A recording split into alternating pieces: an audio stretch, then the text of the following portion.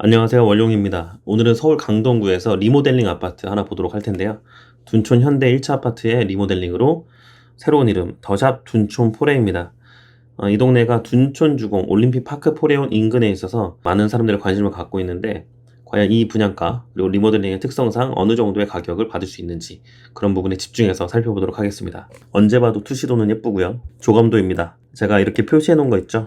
이 세개동이 별도 증축된 것이다. 아파트 리모델링은 말 그대로 여러 가지의 형태로 리모델링을 하는데, 이번 분양의 경우 별도의 동을 3개동 만들었다로 보시면 되겠습니다. 별동을 만들어서 74세대를 공급하는 것이고, 기존 보유자들이 갖고 있었던 동호수들은 당연히 일반 분양이 없고, 이렇게 별도 동 15, 16, 17동에서 이거 다 합치면 74가구가 됩니다. 별동 전부를 일반 분양한다. 단지 배치도에서도 보시면 15, 16, 17동 보이시죠? 입지도를 보시면 키웠을 때 올림픽 파크 포레온 바로 인근에 중앙보훈병원역 역세권인 더샵 둔촌 포레가 이렇게 있습니다. 어디서 많이 봤던 더샵 파크 솔레이어도 있고요. 그리고 준신축 둔촌 프로주도 있습니다. 특이사항 살펴볼게요.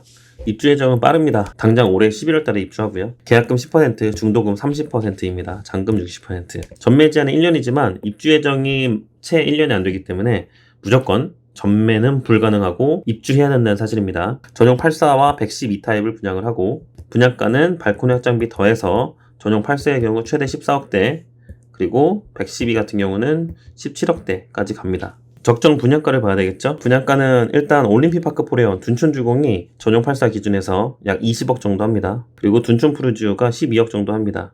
제가 여러 가지 가격 패턴을 보면서 공식을 만든 것 중에 하나가 뭐냐면, 만약에 둔촌 푸르지오가 신축이다, 올해 입주한 신축이다 라고 가정하게 되면 올림픽 파크 포레온에 비해서 얼마의 가격을 쫓아갈까? 보통 이 정도 입지차와 규모차 등등을 따지게 되면 같은 연시라고 가정했을 때 20% 차이가 납니다. 즉 20% 없어진 가격 16억. 그런데 둔촌 푸르지오는 입주한 지 15년 정도 됐거든요. 15년 정도에 대한 가격 감가를 해야 되겠죠. 보통 3년에 5%. 이것도 만든 공식입니다. 15년이면 25%. 즉 둔촌 푸르지오의 현재 적정가 12억은 한번 연식 계산 해볼게요. 75% 가격을 딱 넣으면 신기하게 12억이 나옵니다. 즉 12억이 적정 시세 맞고, 그러면 리모델링은 어느 정도 가격이 적정가냐? 보통 80에서 90% 차이를 봅니다. 그렇지만 중앙보훈역까지도 도보권에 있고, 그리고 둔촌주공 올림픽 파크 포레온의 후광을 받는 확실한 입지에 있기 때문에 약 85% 정도로 봐도 될 것 같습니다. 둔촌 푸르지오가 올해 신축한 신축 가격으로 역산하게 되면 아까 16억이 나왔잖아요. 그리고 적정 가격은 85% 정도 받죠. 16억 곱하기 85% 하면 13억 6천 정도가 나옵니다. 아까 분양가, 발코니 확장비 등등 더하면 13억, 후반 14억까지 갔었죠. 딱 그 정도와 가격이 맞물려 있다. 시세만큼 분양가가 나왔다는 겁니다. 이렇게 확인. 그런데 일반 공급이 이 정도밖에 안 돼요. 47개, 약 50개라고 치고, 만약에 1000명이 접수했다.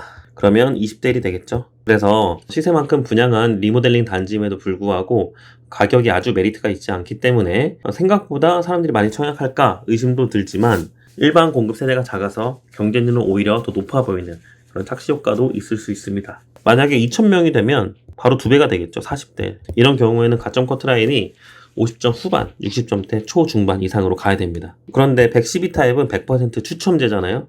그러면 이 19세대 전부는 가점과 관계없는 100% 추첨이 들어갑니다. 일반 공급에서 40% 해봤자 6세대, 15%에서도 40% 하게 되면 6세대.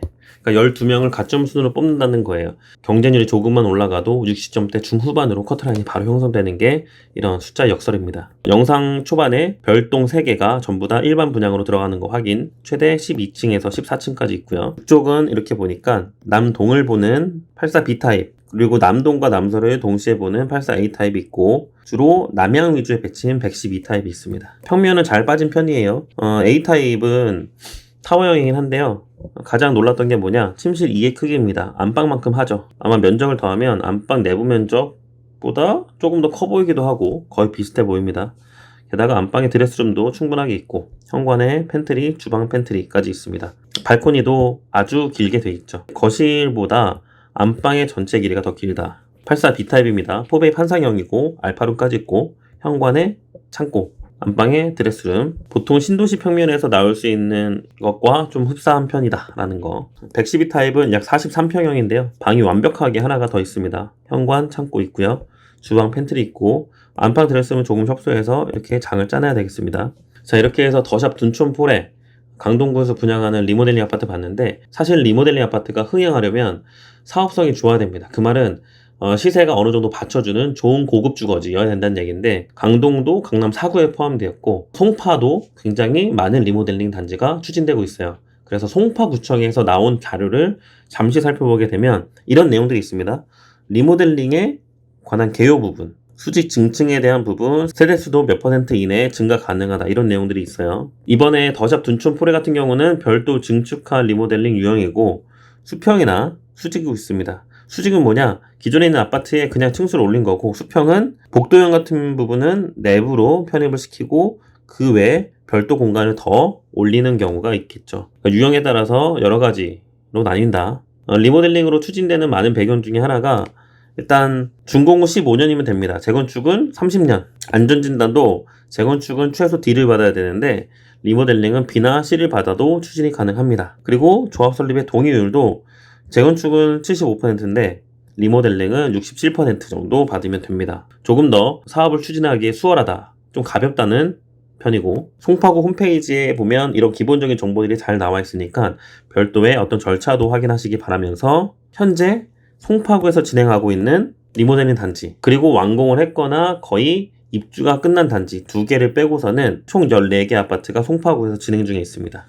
이런 내용들인 거죠. 제가 멤버십 방에서는 자세히 설명을 해드렸는데, 필요하신 분들은 방금 보셨던 송파구의 리모델링 추가 단지들의 위치를 확인하시려면 친절하게 링크 올려놓았고, 별표 치는 부분 있죠? 이런 동네들이 리모델링을 추진하고 있는 단지다. 한 가지 팁을 드린다면, 송파구에서 추진할 리모델링 이렇게 봤잖아요. 강동구든, 강남구든, 영등포구든 여러가지 정비사업 유형 중에서 리모델링 궁금하신 분들은 구청에 들어가서 리모델링 키워드를 검색하고 추진 상황과 추진 구역들도 이렇게 살펴볼 수가 있습니다. 물론 구청마다 정보의 질과 양과 업데이트 속도는 다 다른다는 점 알고 계시고, 많이 진행하는 지자체일수록 이런 정보들이 좀 디테일하고 시의적절하다, 그렇게 업데이트 되겠죠. 이상 리모델링한 단지 처음으로 분석해봤는데 도움이 되시길 바라며 더 좋은 내용으로 찾아뵙도록 하겠습니다. 이상 원룡이었습니다.